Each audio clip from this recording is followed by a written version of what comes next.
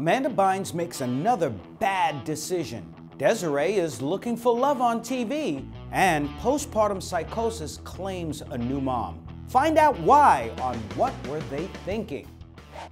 Amanda Bynes is making news again with her bizarre behaviors. Most recently, she tweeted a picture of a new cheek piercing. She's also had a string of driving incidents and DUI arrests. Most alarmingly, she's told US Weekly that her goal weight is 100 pounds, and at 5'8", this would qualify her as dangerously underweight if she succeeded.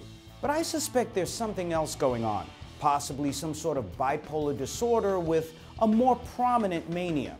During manic phases, people with bipolar disorder can become grandiose, delusional, and very inappropriate in their behaviors. This would explain the months of reports on her very public odd behaviors. Of course, without examining her, I really can't diagnose her, but one thing's for sure.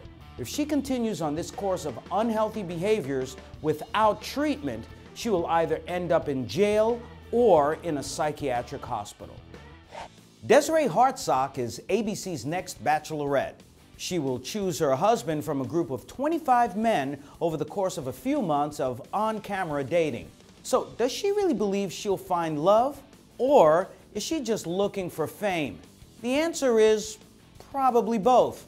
For starters, you have to be a little delusional to think a reality show is the best place to find a husband. After 25 seasons of The Bachelor and Bachelorette, only 3 couples have made it to the altar. Nevertheless, contestants and bachelorettes like Hartsock are convinced they'll be the exception. But of course, the fame they gain is a huge part of their motivation. Sure, they hope to get a man, but even if that doesn't work out, they may get future television jobs and lots of money. After all, Sean Lowe, the bachelor who rejected Desiree, is now on Dancing with the Stars.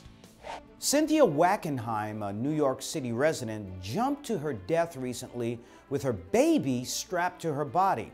Fortunately, her son survived with nothing more than a scrape. Her 13-page suicide note said that she caused irreparable damage to her baby's health by accidentally letting him fall twice, even though doctors said the boy's fine.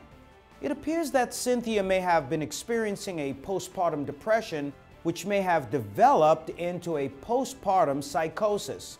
This is evidenced by her harsh self-criticism, obsessive thoughts about her child's falls, and of course, her final desperate act, her suicide.